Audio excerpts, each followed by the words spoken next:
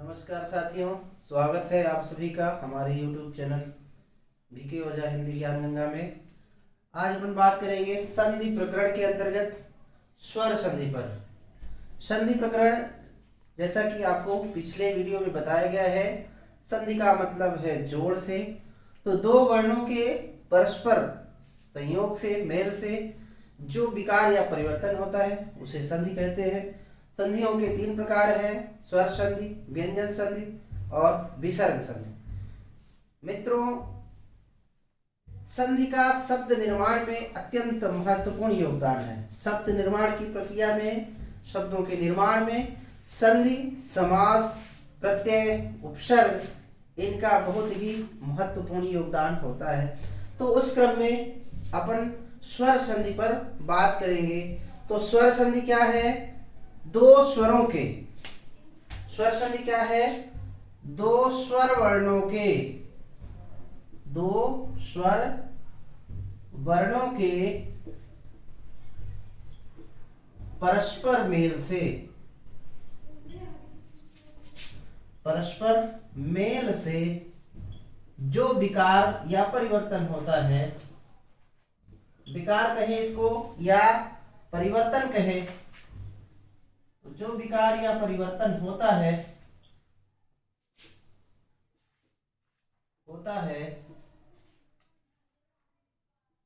उसे स्वर संधि कहते हैं।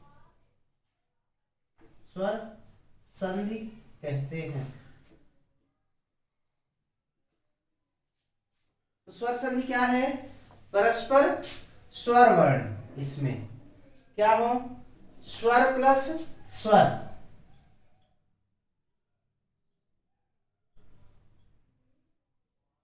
मतलब प्रथम शब्द के अंतिम वर्ण भी उसका स्वर हो और दूसरे शब्द का प्रथम वर्ण भी स्वर हो। तो जब स्वर वर्णों का परस्पर मेल होता है तो वहां स्वर संधि होती है।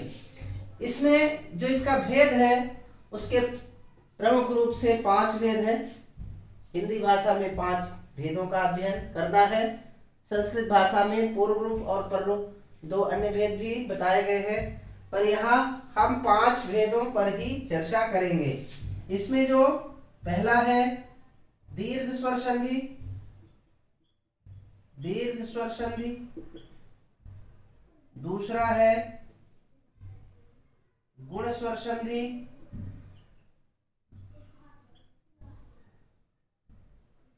तीसरा है वृद्धि स्वर संधि। चौथा है यण स्वर संधि और 5वां है अयादि, अयादि स्वर संधि। तो अपन आज यहां बात करेंगे दीर्घ स्वर संधि की। दीर्घ स्वर संधि में क्या होता है? समान स्वर, इसको कहते हैं अकह। अकह सवर्णे दीर्घ, अकह सवर्णे दीर्घ अर्थात समान वर्ण, समान वर्ण का मेल होने पर, मेल होने पर वो दीर्घ हो जाता है, दीर्घ हो जाता है। समान वर्ण का मेल होने पर, समान वर्ण का मेल होने पर वो परस्पर दीर्घ हो जाता है। तो इसमें क्या है समान वर्ण? जैसे इसमें आता है आ, ई, उ और री। इन वर्णों के उपरांत, इन वर्णों से परे प्रथम शब्द के अंतिम वर्ण के रूप में यदि ये वर्ण आए और दूसरे शब्द के प्रथम वर्ण के रूप में परस्पर यही समान वर्ण आए तो ये इनसे क्या हो? वर्णों से परे, यानी इनके बाद यदि समान वर्ण, समान वर्ण, अर्थात यही आ, ई, उ और री। तो आ, ई, उ, री वर्णों से परे यदि समान वर्ण आ, ई, उ, री आए तो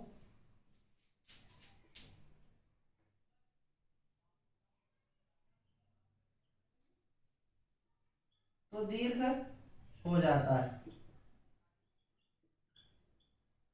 जहां मेल होता है, जहां विकार होता है, वहां उस स्थान पर परस्पर दीर्घ हो जाता है। इन वर्णों के परस्पर मेल से उस स्थान पर जो विकार होता है वो दीर्घ हो जाता है।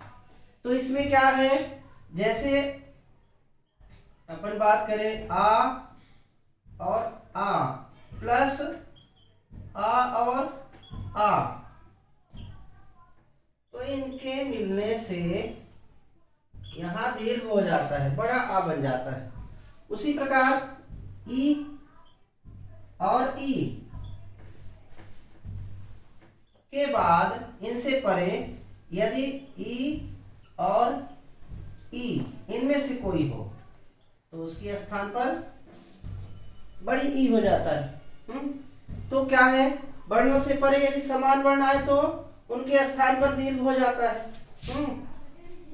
उनके स्थान पर दीर्घ हो जाता है।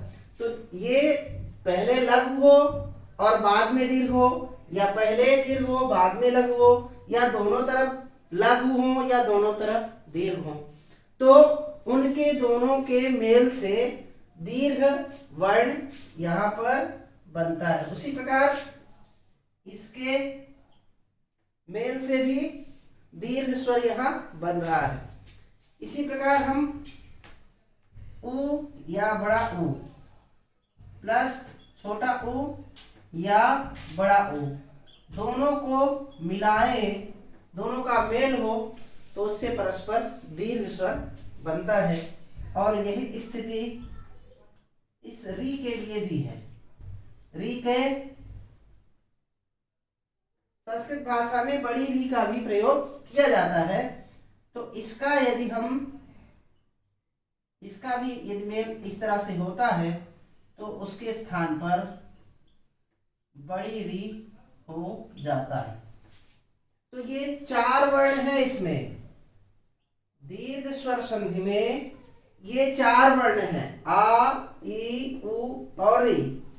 इन वर्णों के परे यदि इनमें से ही समान वर्ण, यानी आ के बाद आ होना चाहिए, ई के बाद ई होना चाहिए, उ के बाद उ होना चाहिए और री के बाद री होना चाहिए, यदि ये समान वर्ण है तो इन वर्णों के मेल से दीर्घ वर्ण वहां होता है। तो इसे हम दीर्घ संधि कहते हैं। इसको उदाहरण के साथ अगर देखें अपन, इसको उदाहरण के साथ अगर देखें तो जैसे हम देखेंगे आ के बाद यदि आ आता है तो इसमें बड़ा आ होता है। अब इसका मैं उदाहरण देखता हूं। इसके उदाहरण के लिए अगर हम देखें तो जैसे राम धन आयन, राम धन आयन, तो इसमें इसका अगर हम वर्ण विच्छेद करें राम का तो ये हो जाता है रा धन बड़ा आ धन मा धन आ। तो इस वर्ण में कितने वर्ण, इस शब्द में कितने वर्ण हो गए, 1 2 3 और 4। तो ये जो वर्ण है ये इस शब्द का अंतिम वर्ण है, इस शब्द का अंतिम वर्ण यानी धन के पहले वाला वर्ण, और ये धन के जो बाद वाला वर्ण है आ, इन दोनों वर्णों का मेल होता है। इसका भी मैं विच्छेद करूं तो ये हो जाता है ऐसे। तो परस्पर इन दो वर्णों का मेल होता है और इस मेल से जो शब्द बनता है वो हो जाता है रामायण। रामायण हो गया। तो यहाँ पर ये दीर्घ स्वर हो गया, आ यहाँ पे बड़ा हो गया। अगर इसका हम वर्ण विच्छेद करें तो यहाँ रा प्लस बड़ा आ प्लस या प्लस सॉरी मां प्लस बड़ा आ प्लस या धन आ प्लस ना धन आ। इस तरह से ये जो मां के बाद ये वाला वर्ण है ये दीर्घ हो गया, वहां पर संधि हुई, यहां विकार हुआ, विकार इस स्थान पर हुआ। इस तरह से इसे हम दीर्घ स्वर संधि के अंतर्गत रखते हैं और ये परिवर्तन होता है। इसी प्रकार अगर हम और शब्द लें, जैसे सत्य धन अर्थी, सत्य धन अर्थी, तो सत्य में लघु आ है और यहां भी लघु आ है, ह्रस्व आ है, दोनों को मिला के हम देखेंगे तो ये हो जाता है सत्यार्थी। इसी प्रकार से एक आध उदाहरण जैसे और ले लेते हैं, धन शब्द है धन और इसमें भी अर्थी लग गया, तो ये हो गया क्या, धनार्थी। तो ये हो गया इसका आ प्लस आ का। अब अगर हम इसे देखें, इसमें अगर हम देखें आ के बाद यदि बड़ा आ आए तो क्या परिवर्तन होता है, तो भी बड़ा आ ही होगा। कैसे, इसको अपन देखते हैं। इसको जैसे देव धन आलय, देवधन आलय, तो ये क्या हो गया, देवालय, देवधन आलय, ये हो गया देवालय। इसमें देखें तो यहाँ पे लघु आ है और यहाँ दीर्घ आ है। इसका वर्ण विच्छेद अगर हम करें तो ये हो जाएगा दा धन ए धन वा धन आ। ये जो आ है ये यहाँ पे मिल रहा है, ये लघु है। इसके बाद जो दूसरा शब्द है उसका पहला वर्ण ये दीर्घ आ है। इन दोनों में संधि हो रही है, इन दोनों वर्णों में संधि हो रही है और दोनों मिलकर के ये बड़ा आ बन जाते हैं। इस यानी छोटा आ और बड़ा आ मिलकर के भी बड़ा आ बनते हैं। तो ये हो गया देवधन आलय तो देवालय, शिवधन आलय तो शिवालय, शिवालय। इसी प्रकार और जैसे कार्यधन आलय तो कार्यालय, कार्यधन आलय तो क्या होगा, कार्यालय। इस प्रकार से यहां और यहां, यहां पर लघु आ, यहां पर दीर्घ आ, दोनों मिलकर के दीर्घ आ हो जाते हैं। इस स्थान पर ये संधि हो रही। तो इस तरह से ये छोटा आ और बड़ा आ के मिलने से जो संधि हो रही है उसका यहाँ उदाहरण आपने देखा। इसके बाद हम देखते हैं बड़ा आ और छोटा आ को देखते हैं।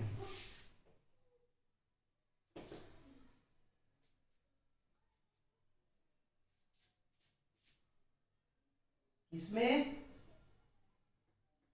बड़ा आ और छोटा आ, तो इसमें भी बड़ा आ होगा, इसमें कैसे बड़ा होगा? जैसे वर्ण धन अंत, तो हो गया वर्णांत, वर्ण के अंत में। जैसे हो गया वर्षा धन अंत, तो ये हो गया वर्षांत। जैसे हो गया दीक्षा धन अंत, तो ये हो गया दीक्षांत। यहां पर उसी तरह से आप वर्ण विच्छेद करके देख सकते हैं, यहां बड़ा आ और यहां छोटा आ, इन दोनों वर्णों में संधि हो रही है। इस तरह से ये छोटा बड़ा आ और छोटा आ मिलकर के यहाँ बड़ा आ बनाते हैं। तो ये इसका तीसरा टाइप है। छोटा आ मिलकर के बड़ा आ, फिर छोटा आ बड़ा आ मिलकर के बड़ा आ, अब बड़ा आ और छोटा आ मिलकर के बड़ा आ, इस तरह से यहाँ ये दीर्घ हो रहा है। इसके बाद हम देखेंगे बड़ा आ और बड़ा आ, ये दोनों मिलकर के भी बड़ा आ ही बनाएंगे। यहाँ पर इनमें यदि जोड़ होता है, इनमें संधि होती है, तो भी बड़ा आ ही बनेगा। जैसे हम लिखें विद्याधन आलय, तो ये हो गया विद्यालय। यहां भी बड़ा आ है, यहां भी बड़ा आ है।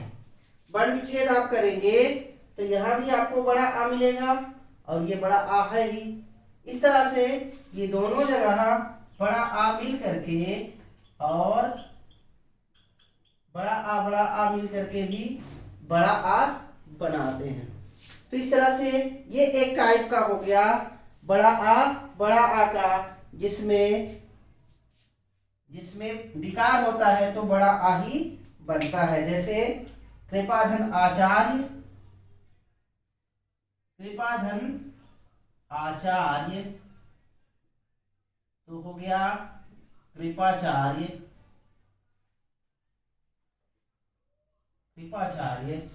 और इसमें जैसे हो गया काराधन आगार,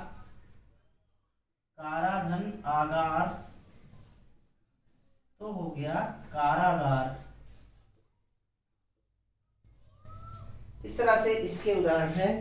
इसके बाद अपन देखेंगे ई वाले को, ई से कैसे परिवर्तन होता है। इसमें भी वही पद्धति है, इसमें भी वही स्थिति है। क्या ई प्लस ई मिलकर के बड़ी ई बनेगा, फिर ई प्लस बड़ी ई मिलकर के भी बड़ी ई बनेगा, फिर बड़ी ई प्लस छोटी ई मिलकर के बड़ी ई बनेगा, फिर ई और बड़ी ई, दोनों बड़ी ई मिलकर के भी बड़ी ई का ही निर्माण करेंगे। तो इसमें अगर अपन देखें तो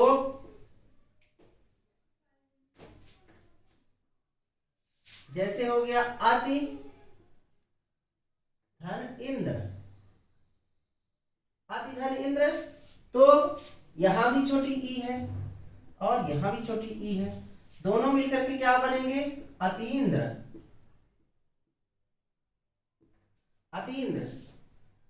ये भी छोटी ई है, ये भी छोटी ई है, दोनों मिलकर के बनेंगे बड़ी ई। तो यहां भी क्या हो जाता है, ये दीर्घ हो जाता है, यहां विकार होता है। तो ये दीर्घ होने के कारण यहां दीर्घ संधि है। फिर जैसे अभिधन इष्ट,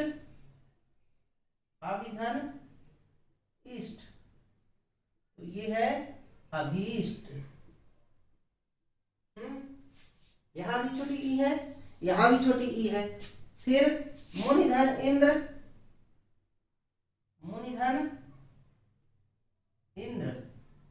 ये है मुनीन्द्र।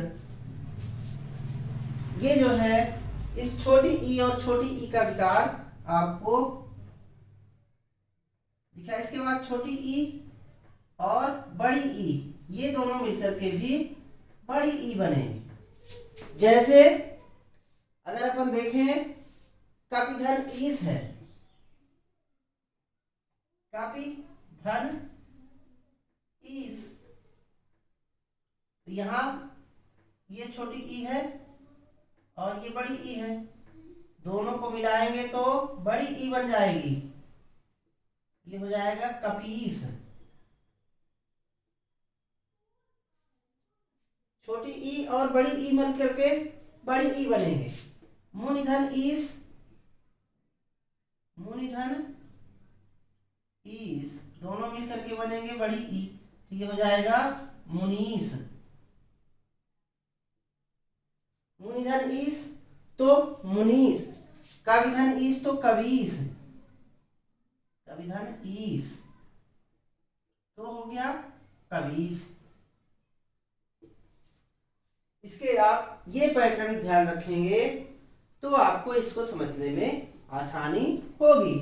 इसके बाद हम देखेंगे इसको, इसका पैटर्न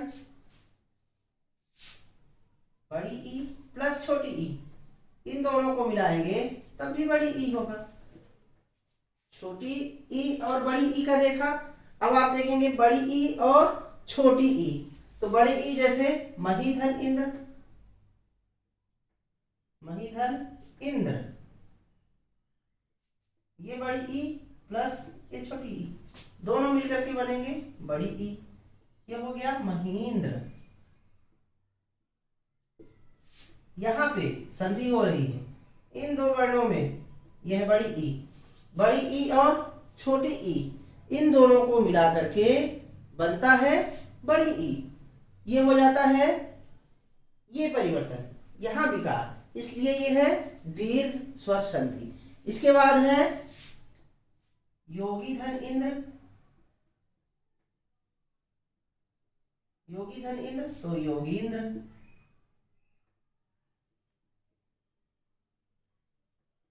यति धन इंद्र तो यतीन्द्र,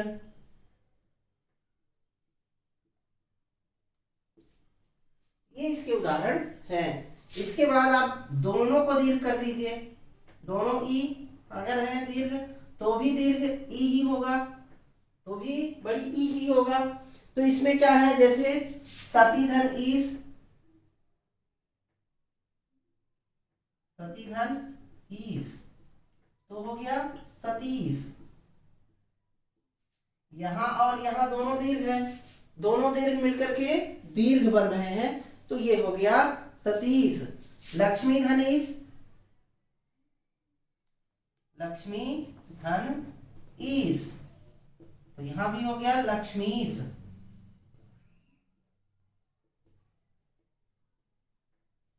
फिर है महीधन ईस, महीधन ईस हो गया तो महीस हो गया। ये इसके चारों पैटर्न, चार पैटर्न इसके बनते हैं सभी के, वो चारों पैटर्न आपको यहाँ इसके अंतर्गत बताए गए। इसके बाद आपको ऊ वाले को मैं बता देता हूँ, ऊ में कैसे बनने हैं वो भी आपको यहाँ बता देता हूँ। जैसे ऊ है और ये ऊ है, तो इनको मिला करके भी क्या बना, बड़ा ऊ। फिर इसमें बड़ा ऊ प्लस छोटा ऊ, ये भी मिलकर के बड़ा ऊ बना। फिर छोटा ऊ प्लस बड़ा ऊ, ये भी मिलकर के बड़ा ऊ बना।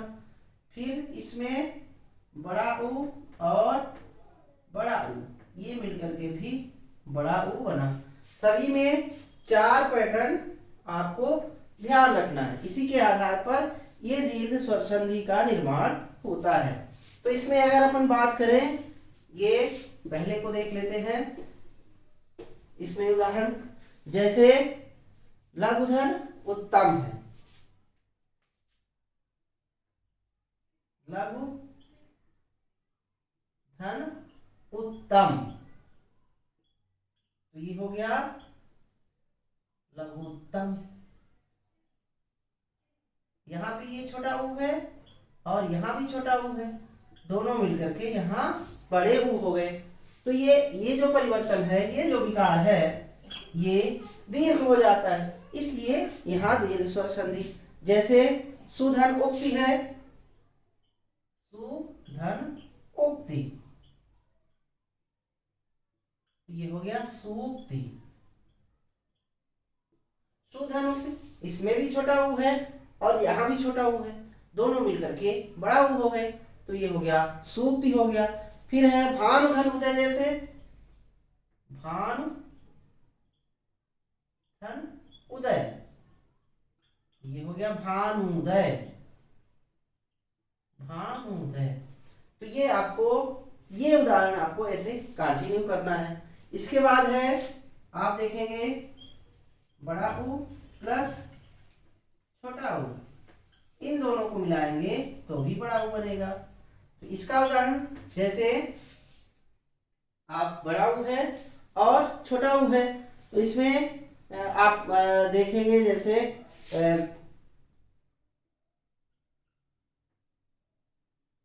भानु धन उदय,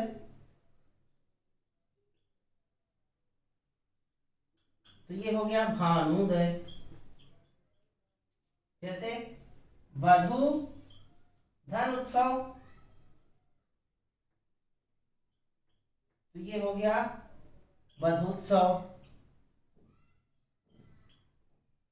वधूत्सव। ये बड़ा ऊ है, ये छोटा ऊ है, दोनों को मिलाए तो क्या हुआ, बड़ा ऊ हुआ। तो इस तरह से इसमें भी, इसके अलावा भी इसमें जो है, जैसे वधु धन उल्लास है, वधु धन उल्लास,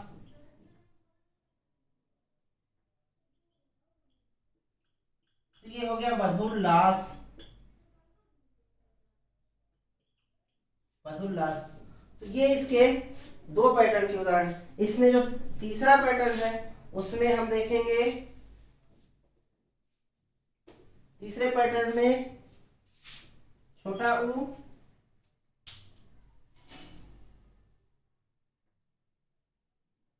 छोटा ऊ प्लस बड़ा ऊ, तो इसमें बड़ा ऊ बनेगा। जैसे सिंधु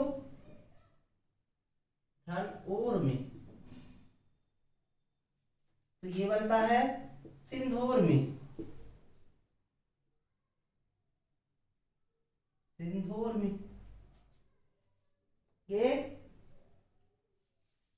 इसका छोटा ऊ और इसका बड़ा ऊ, दोनों मिलकर के बड़ा ऊ हो गए। जैसे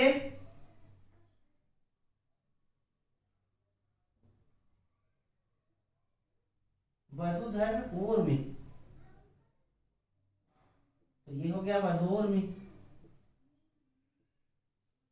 जैसे सिंधुधन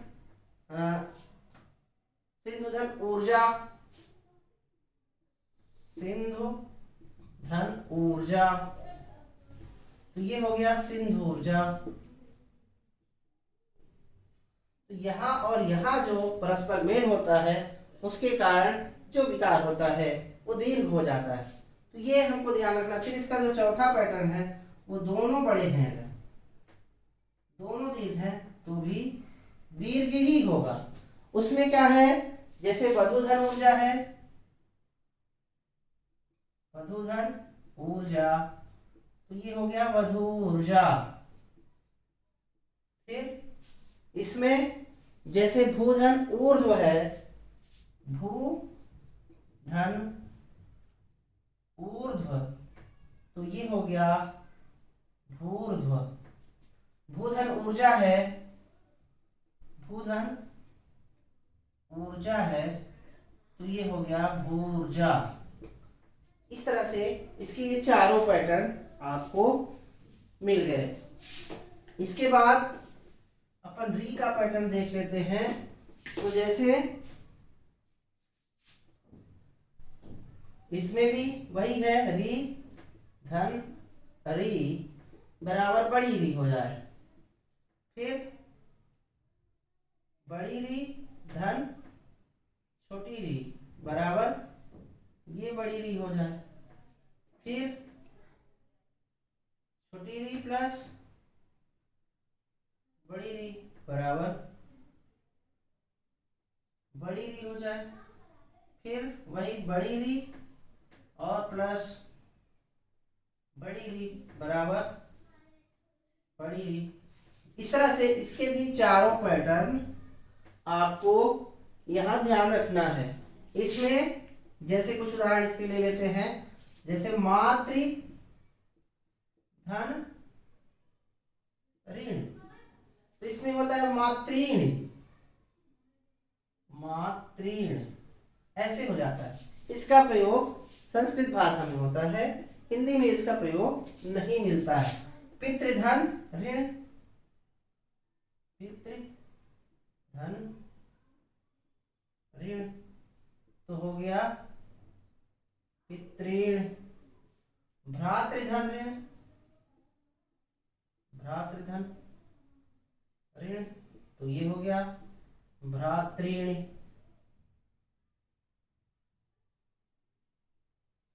इस तरह से ये जो री वाले पैटर्न है उसमें ये आपको जो है तैयार करना है। तो ये आपका स्वर संधि पर एक विधिवत और सारगर्भित आपको जानकारी दी गई है। निश्चित रूप से ये आपके लिए लाभकारी होगा। तो ऐसे ही जानकारी भरे आपको वीडियो आप देखने के लिए और जानने के लिए हमारे YouTube चैनल को सब्सक्राइब करें। तो मिलते हैं अगले वीडियो में, तब तक के लिए जय हिंद, वंदे मातरम।